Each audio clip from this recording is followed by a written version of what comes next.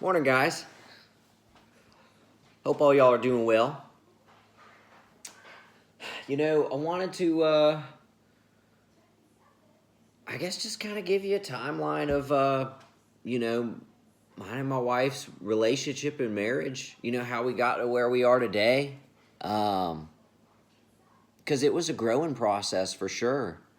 I've been sharing some stuff. I shared yesterday about the program that I got put through, and I had mentioned that, my folks were offered, that it was told that there was money involved. Somebody got paid lots of money for putting me through that kind of program. And, I think some people might think that, I'm some like trust fund baby or like have a, a golden egg or something. And, if I do, I sure don't know about it. When people say that, I won't mention them by name, but somebody, had said kind of a hateful comment to me in their drunken stupor and was like, how does it feel to come from money and be less than, and I'm like, what do you know about me that I don't know? Because if you know something, if you know where there's some money at, tell me.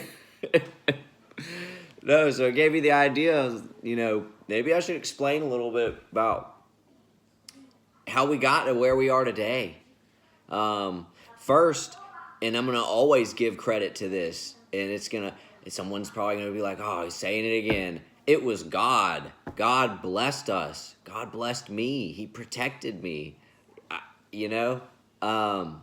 will never not give him the thanks and the credit. Ultimately, it was the Lord's will, and we wouldn't be here today if I didn't choose to try as hard as I could and to follow that will. Anyway, all right. My wife and I have been together for 10 years, right? And around Christmas, it'll be 9 years we've been married. But, when we first got together, we didn't live in a house like this. We didn't have any children. We were in our mid-20s when we got together. I was still selling cars at a dealership. She was still in school. We definitely were not in the place that we are today. We played a lot, right? Did worldly things, young people things, went out to the bars and the clubs and hung out, in places like that. Our first place that we lived in was a dumpy single wide trailer in the hood, where you heard gunshots go off like on a normal basis. It definitely is not. It was a journey to get to where we are today. And I'm thankful for that journey, but I'm just painting a picture of how, it didn't just land like this. So we were young. We weren't very wise with our money management. We didn't make that much money to begin with, my income was not very stable. Working in sales, selling cars, it's kind of like a feast or famine. There were times where I was doing well. I would say I was a pretty good salesman. I mean, I did enough to stick around. And so there was times where money was good, and then there was times where it wasn't so good. It wasn't very stable. But nevertheless, we still made enough to make the ends meet and live life. We probably would have had a lot more today if we would have been wiser with our money management. But you're young, right? And you learn these things. Let's see. We had a lot of credit card debt. I remember doing that. Man, that was definitely a battle and a mountain to climb. Something to learn for sure. We lived that way. And I mean, we had different places that we rented out. So like, we didn't just stay in the trailer. Eventually we, ended up renting a small house that was hood adjacent to,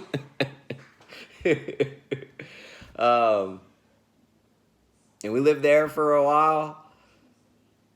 And we really didn't start I'd say getting better and wiser with our money till got closer to being 30 years old, right? Around 29, 30 years old. Um, really started buckling down and, thinking about finances. I wanted to get to a place of financial freedom, as I've heard people say it. And to do that, it required discipline, right? We still had a lot of debts at that time. Credit card debt that we hadn't paid off, car note that we hadn't paid off. A lot of things looming, over the head. She had done graduated college by then for sure, but the experience wasn't there. As far as like getting like big time jobs. A lot of people have this illusion that you're gonna graduate school and then like get this like high paying gig just because you got the diploma. No, that's not real. Maybe if you got someone pulling strings for you, but for the real world, for real people, it ain't real. You get your degree and you start back at the bottom. Then you got to grind your way up. She had to do that, and I worked, odds and ends sales jobs pretty much. Like I said, I sold cars. By the time we were around 30 years old, I'd started working in pest control, doing kind of like trade sales. I'd inspect houses, sell pest control products, and moisture barrier, kind of type stuff for foundational repair. That there's a gray area where that blends with the pest control realm.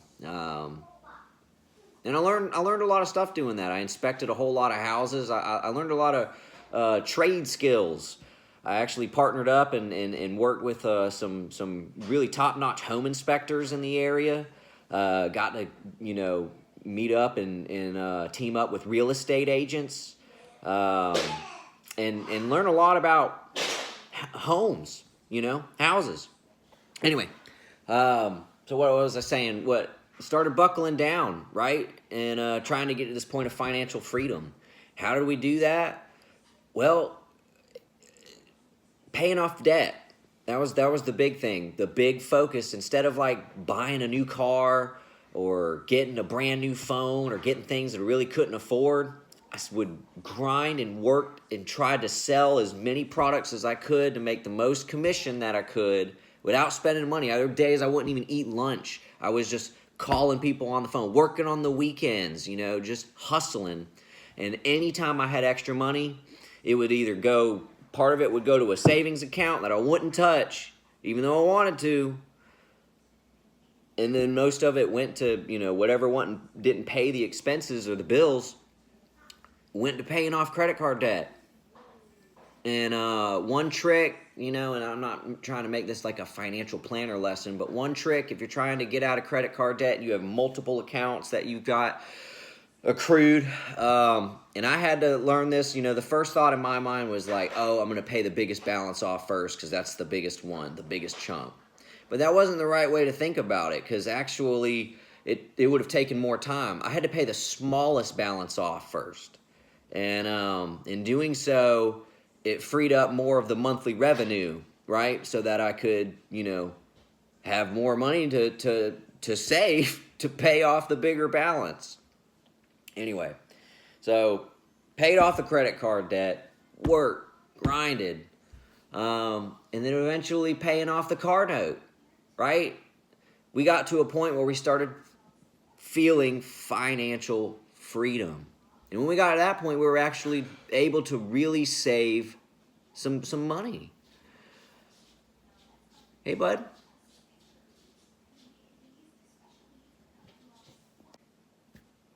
Hey. Sorry, I had to play with Noah for a little bit. Where was I? Oh, yeah. Paying off the car note, we started to actually experience the, financial freedom. And that gave us the ability to save more, which we did, or as much as we could anyway. Still working, taking as many opportunities as I could.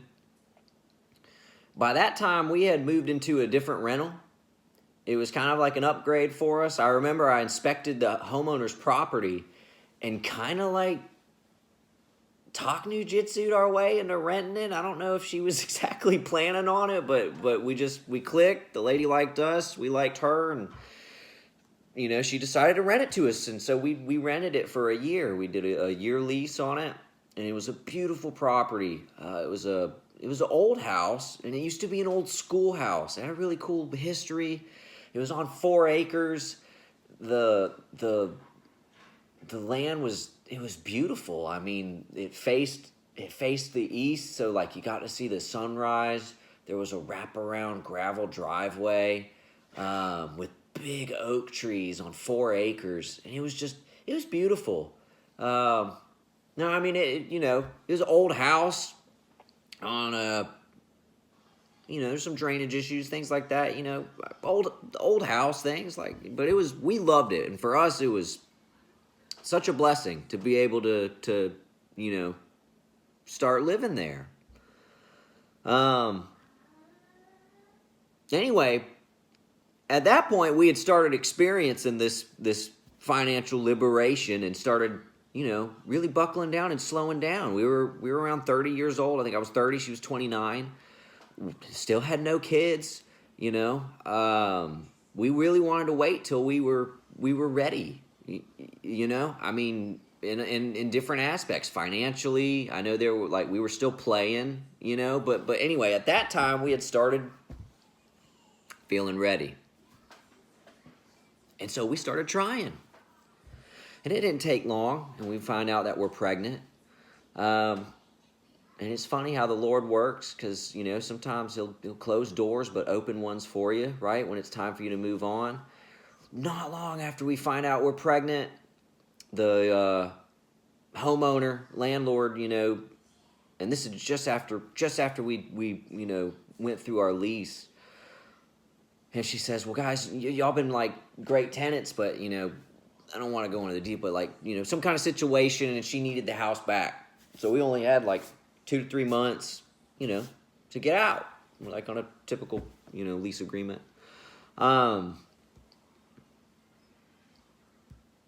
Which I remember was kind of stressful for us because we had just found out that Christina was pregnant. And I'm like, oh my goodness. And the real estate market had started booming then. Prices were going up. I remember rent was going up. At that point, I think rent was costing more than it was to mortgage. And we had never bought a home before, so we were getting nervous. But things were lining up because, remember I said I'd been working really hard. At that time, I had developed some relationships with real estate agents that I actually got the nerve to get my own real estate license. And I did. I took I took the course, and then I took the test. It's like 120 question test, and I passed, and I got my real estate license. And just in the nick of time too, because not long after I got that, we ended up having to move. And so we had to find a house quick. And at that time in the area, homes were selling. They'd be on the market for a week, 2 weeks, and they'd have offers and would be, under contract. And then people were paying over asking. It was definitely an aggressive, a hot market. Very hot. And that was a challenge because there was a lot of homes that we liked at first and we just couldn't get because we didn't have the money. We were able to get an FHA loan, which was nice, because of the low down payment. But then there are certain stipulations with the government-backed loan, right? We couldn't just get any house that we were satisfied with. It had to meet certain requirements, and so that, if there's a lot of hurdles sometimes that you have to get over to buy a home. It's just not, as straightforward. Anyway. But we get blessed and we find a property, and I represented my wife. We negotiated a deal. We move in. Not long. We have our boy. So many firsts at that house. There's a house in Rincon off of Weisenbaker Road. Hey, buddy. We had Noah. I remember the roof leak not long after we moved in. Had to learn how to patch a roof. It was another old house, so there was old 1950s style window with the window pane. So I had to learn how to fix that, glaze windows. That was a fun. I'm not gonna lie, that was a fun task when I finally learned and figured out how to do it. It was satisfying, I would say, when you finally got to see the result. You take this putty and you put it on the window and you smooth it out with the scraper, and it just, when you do it right, it comes out looking so good and symmetrical. So that was satisfying. Anyway, and but not long after we lived there, and not long after we had our son, we started experiencing a weird phenomenon. And I really don't want to go too far into it, but the gang stalking thing started happening, right? We'd started noticing some weird things, people following us around, harassing us, and we just, it was unfortunate because we had liked the house and we envisioned living there more. We wanted to do more work to the house before selling it. We put a new roof on it and did some work to it to renovate it, but we didn't exactly leave on our terms. Because of all the harassment, we felt like it was time to go. Why did that harassment start? I don't exactly know. I got a little politically involved in our neighborhood. There was some things going on, and I guess maybe I made some people mad in the community. Who really knows? I don't know, but I mean, I can have ideas, but, it's not important to just dwell on that exactly. Anyway, I'm digressing. So we sell our house, but God protected us and blessed us through the whole thing because we sold the house for a good bit more than when we moved in because of that real estate boom. So we pretty much, inadvertently ended up selling our house right around the peak of that market before depreciation started really hitting. And yeah, so we sell the house and we moved. Stayed with my grandparents for a little bit during that time on the in-between while the deal was working out, and made some profit. And then we found this house that you're seeing now. And that's how we had the money to do it. I negotiated the deal because I represented my wife as her agent on this one. And we had a little bit more, money to play with. Didn't have to go FHA. Was able to go conventional. There were some things about this house that FHA wouldn't pass on, but this was a nice property. So I when I inspected it, I didn't have to do a home inspector either. I developed all the, a good bit of trade skills and inspecting skills that I did our own home inspection. God really, it's funny how he works, like I said before, doors will close, but he'll open at the same time what you need to go through. And when we moved here, she drove to Savannah. She had gotten a new job, making more money at the time. She had been leveling up too. It was kind of like we were working together. Yeah,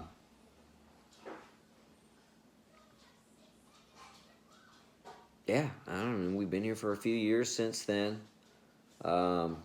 She got a good job out here working for a really cool company. I mean, there's just so many blessings that have come through for us.